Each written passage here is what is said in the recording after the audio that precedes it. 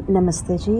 महाभारत में युधिष्ठिर जी और भीष्म पितामह के बीच में हुआ संवाद से हम बहुत सारे सूक्ष्म विषयों को जान सकते हैं। आज हम इस विषय पर देखेंगे। युधिष्ठिर जी ऐसे बोल रहे हैं कि अतिक्रामति काले अस्मिन् सर्वभूतक्षयावहे किं श्रेयः प्रतिपद्यते तन्मे ब्रूहि पितामह। हे पितामह, इन संसार में सभी प्राणियों के प्राण को काल हरण करके लेके जा रहे हैं, तो इस भयंकर परिस्थिति में मनुष्य के लिए कल्याणकारक कार्य क्या हो सकता है, ऐसे पूछा था। तो इसके उत्तर में भीष्म जी बोल रहे हैं कि अत्राप्युदाहरन्ति ममितिहासं पुरातनम पितुः पुत्रेण संवादम तन्निबोध युधिष्ठिर। हे युधिष्ठिर, इस विषय में मैं एक संवाद के बारे में प्राचीन इतिहास में जो हकीकत में हुआ एक पिता और पुत्र के बीच का संवाद के बारे में बताता हूँ। इसके माध्यम से आप अच्छी तरह से जान सकते हैं, ऐसा बोला था।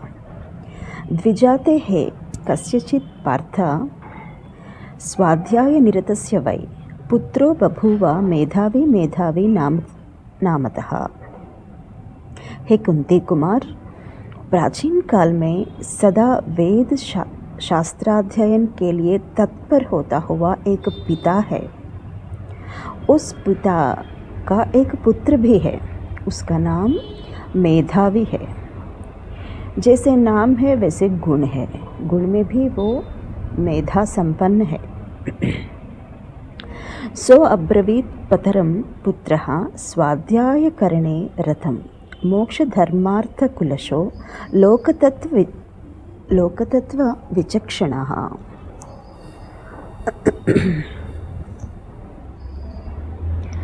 उस पुत्र धर्मार्थ मोक्ष के विषय में महाज्ञानी था। वो लोक व्यवहार और उसके बीच में रहस्यों को जानने वाले ज्ञानी था। एक बार उस ज्ञानी पुत्र ने अपने वेद पाठी पिता से प्रश्न कर रहा था इस तरह, धीर किं स्वित्तात कुर्यात् प्रज्ञानम् क्षिप्रं ह्यायुर्भ्रश्यते मानवानां पितस्तदाचक्ष्य यथार्थयोगं मानुपूर्व्यां यद्धर्मं चरेयम्। पिताजी, मानवों के आयु तीव्र गति से चलती जा रही है। जब ये समझ में आया तो मानव क्या करना चाहिए? पिताजी, मैं धर्म मार्ग में चलना चाह रहा हूँ, तो इसलिए मुझे यथार्थ का बोध कराइए, ऐसा पुत्र पिता से पूछा था। तब पिता बोल रहे कि वेदानधीत्य ब्रह्मचर्येण पुत्रानिच्छेत् पावनार्थं पितॄणाम् अग्निनाधाय विधिवच्चेष्टयज्ञो वनं प्रविश्याथ मुनिर्बुभूषेत्।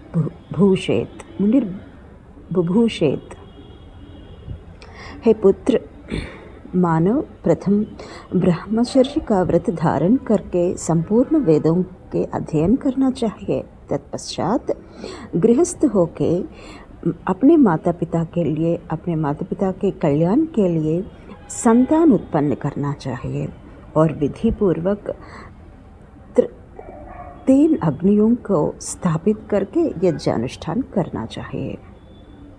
इसके पश्चात वानप्रस्थ आश्रम प्रवेश करके मौन व्रत धारण करके फिर बाद में सन्यासी होने की इच्छा रखना चाहिए। ये सुनने के बाद पुत्र पिता से पूछता है, एवं अभ्याहते लोके समन्तात् परिवारिते अमोघासु पतंतीषु किम धीर इव भाषसे। पिताश्री, एक और दिन ब दिन आयु क्षीण होता जा रहा है, मृत्यु दुखित कर रहा है, वृद्धावस्था चारों ओर हमें आक्रमण कर रहा है और रात दिन बढ़ता ही जा रहा है, चलता ही जा रहा है। रात के बाद दिन और दिन के बाद रात, इस तरह चलते ही जा रहे हैं। ऐसे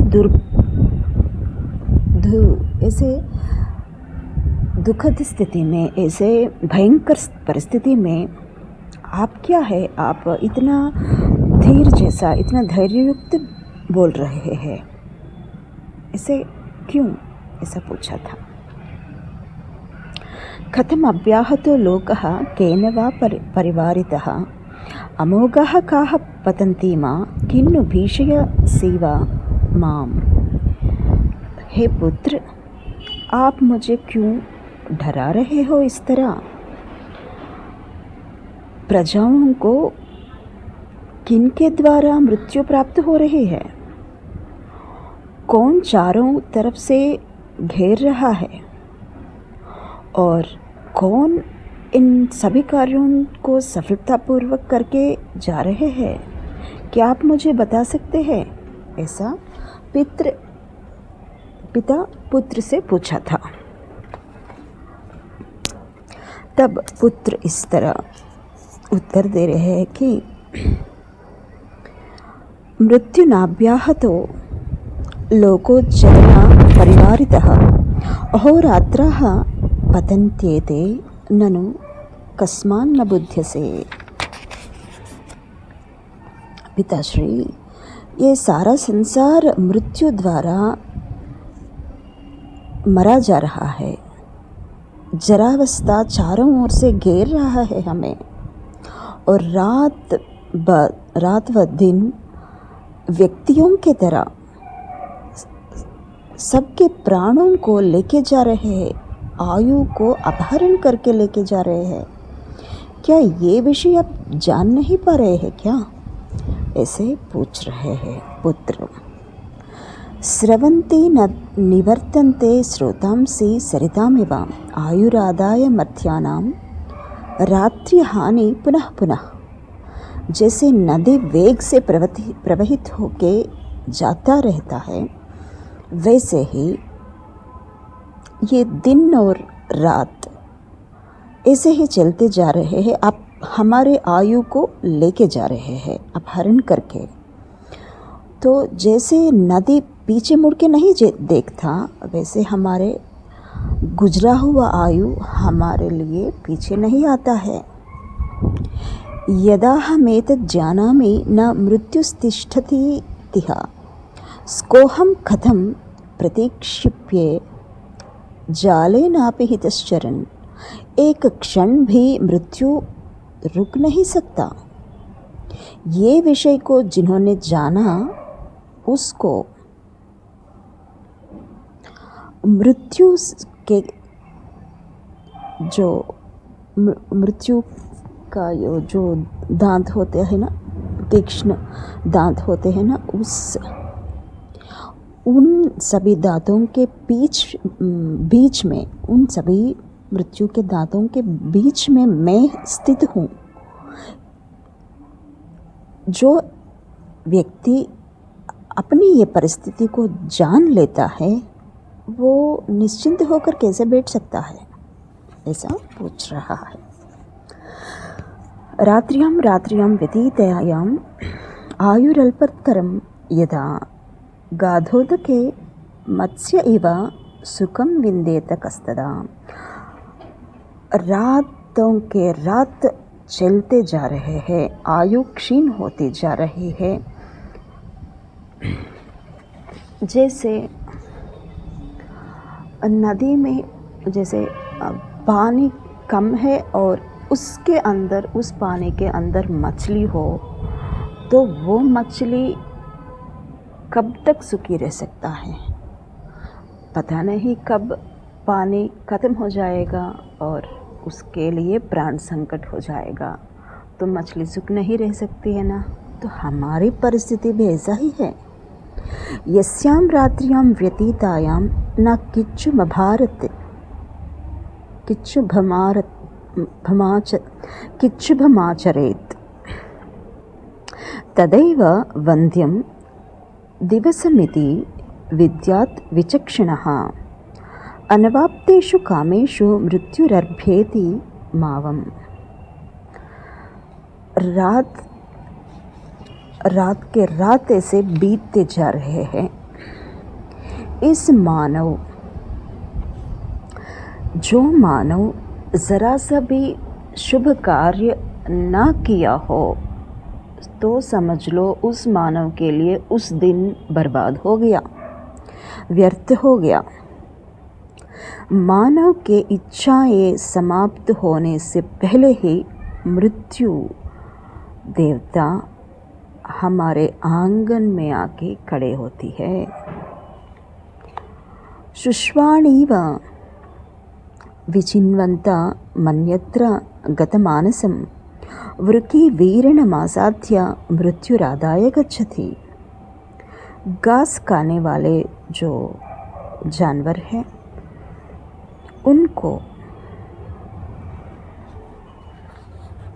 वो साधु जंतु है, मतलब वो क्रूर जंतु नहीं है जो घास खा के अपने जीवन गुजारते हैं।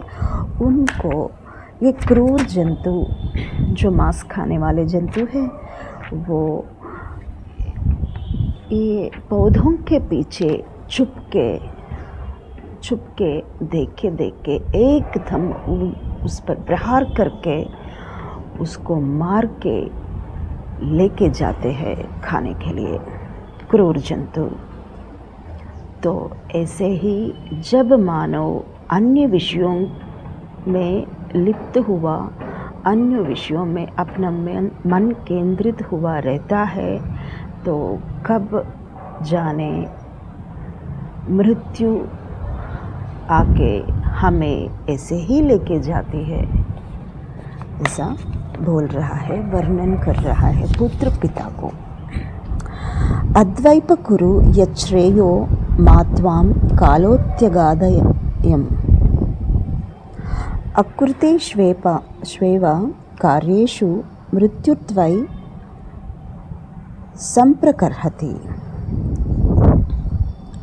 तो इसलिए जो करने वाले कार्य है ना, कल के करने वाले कार्य को आज ही समाप्त कर लो, शाम को करने वाले कार्य को प्रातः काल में ही समाप्त कर दो। क्योंकि कारण ये है कि यदि करने वाले कार्य असमाप्त हो गया, रह गया ऐसे ही, हम कर नहीं पाए, तो पता नहीं कब मृत्यु हमें आके लेके जाती है। श्वः कार्यमद्य कुर्वीतु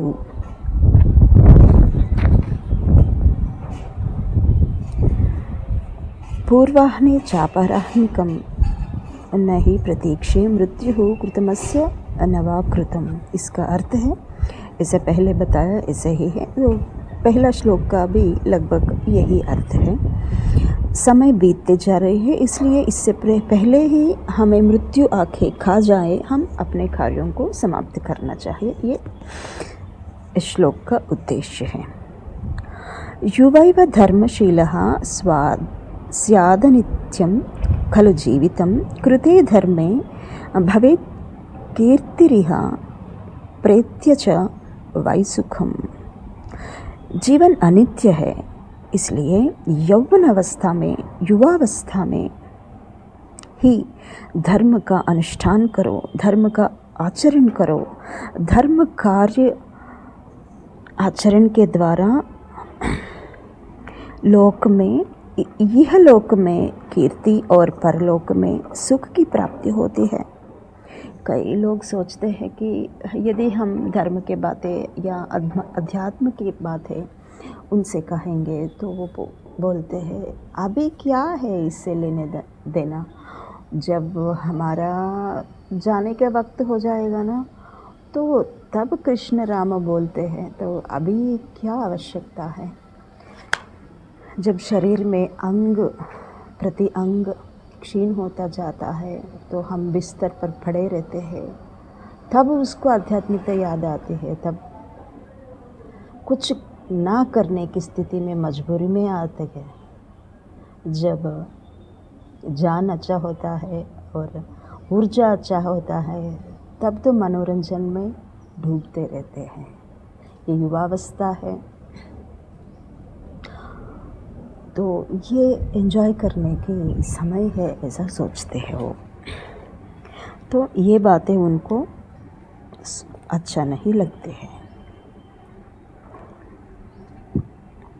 तो इसलिए ऐसा समझा रहे हैं कि दुर्बलं बलवंतं च शूरं भीरुं जडं कविं अप्राप्ते सर्वकामार्थान् मृत्युरादाय गच्छति। मनुष्य दुर्बल हो या बलवान हो, शूरवीर हो या डरपोक हो, मूर्ख हो या महापंडित हो, कोई भी हो, सब अपने अपने इच्छाएं पूर्ण होने से पहले ही उनको मृत्यु प्राप्त हो जाती है, मृत्यु लेके जाती है। मृत्युर्जरा च व्याधिश्च दुःखं चानेक कारणम् अनुशक्तं यदा देहे किं स्वस्थ इव तिष्ठसि। पिताश्री, मृत्यु, जरावस्था, रोग और कई कारणों के द्वारा होने वाले दुख इस शरीर पर आक्रमण कर रहे हैं, तो हमें बेचैनी कर रहे हैं। तो आप कैसे इस तरह स्वस्थ रह के इस तरह धैर्ययुक्त रह सकते हो, ऐसा पूछ रहे हैं पिता से पुत्र। जातमेवास्तकोन्ताय जरा च अन्वेति देहिनम् अनुशक्ता द्वयेनैते भावाः स्थावरजंगमाः। प्राणी जब देह का धारण करता है, जन्म के समय ही उसको मृत्यु और जरावस्था देह को अंत करने के लिए पीछे करता है। उसके पीछे सारे प्राण, सभी प्राण, जो स्थावर प्राणी है, जंगम प्राणी है, वो सभी जीवधारी ये दोनों के कबंध हस्तों में बंधे हुए हैं। किन दोनों के? मृत्यु और जरावस्था, इन दोनों के हस्तों के मध्य में बंधन में है, इन दोनों के बंधन में है। न मृत्यु सेनामा यान्तीं जातु कश्चित् प्रबाधते ऋते सत्यमस्त्वाज्यं सत्ये ह्यमृतमाश्रितम्। जो व्यक्ति सत्य का आश्रय ले लिया तो सामने आने वाले मृत्यु की सेना को सामना कर सकता है। वो व्यक्ति असत्य को छोड़ देना चाहिए, इसीलिए कारण अमृतत्व सत्य में ही रहा है। तास्मत् सत्यव्रताचारः सत्ययोगपरायणः सत्यागमः सदादान्तः सत्येनैवान्तकं जयेत्। सत्य में ही अमरत्व है। मानव सत्य को व्रत की तरह धारण करना चाहिए। सतयुग में रहने वाले व्यक्ति जैसा तत्पर रहना चाहिए। शास्त्र में सत्य का बोध किया है, इसको श्रद्धा से मन में समर्पण भाव से इंद्रियों का संयम रखना चाहिए। इस प्रकार सत्य द्वारा ही मनुष्य मृत्यु को जीत सकता है। इस संसारिक पदार्थों में ही सुख है, यह अंतिम सुख हमारे लिए यही है, हमारे परमार्थ भी इसमें ही है, ऐसा सोच के डूबे रहते हैं हम। ये असत्य जीवन है, इसको त्याग करके जो सत्य जीवन है उसका धारण करना चाहिए, तभी हम मृत्यु को जीत सकते हैं, ऐसा बोल रहे हैं। अमृतम चैव मृत्युश्च द्वयं देहे प्रतिष्ठितम्। मृत्यु मापद्यते मोहात् सत्से नापद्यते अमृतम। अमृत मृत्यु दोनों हमारे शरीर के अंदर ही है। मोह के द्वारा मनुष्य को मृत्यु और सत्य के द्वारा मनुष्य को अमृत तत्व को प्राप्त हो जाता है। मोह हमारे अविद्या से, अज्ञान से आता है। इससे हमें मृत्यु ही प्राप्त होता है और ज्ञान से, सत्य से हमें अमृत प्राप्त होता है। सोहम ह्यहिंस्रः सत्यार्थो कामक्रोध बहिष्कृतः समदुःख सुखक्षेमी मृत्युम हास्याम्य मर्त्यवम्।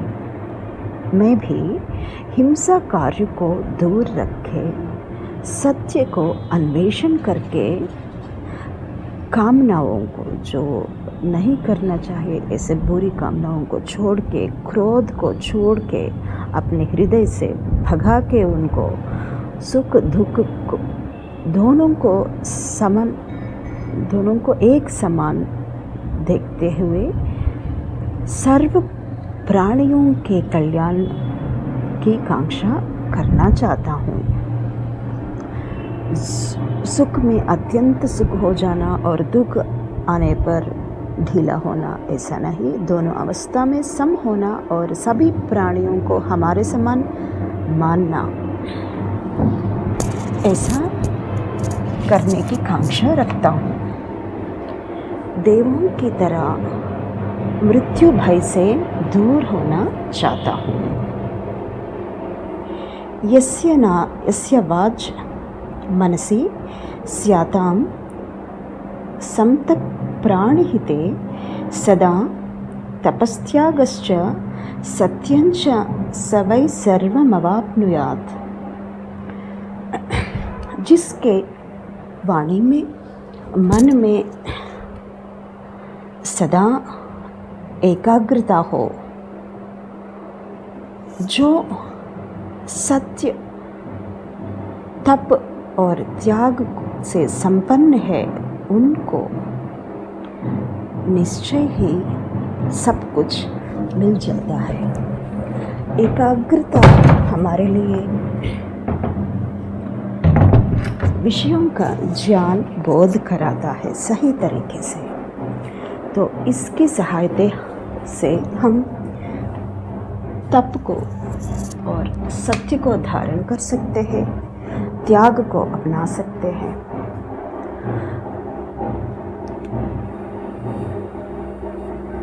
नास्ति विद्यसमः चक्षुर्नास्ति सत्यसमं तपः नास्ति रागसमं दुःखं नास्ति त्यागसमं सुखम। विद्या के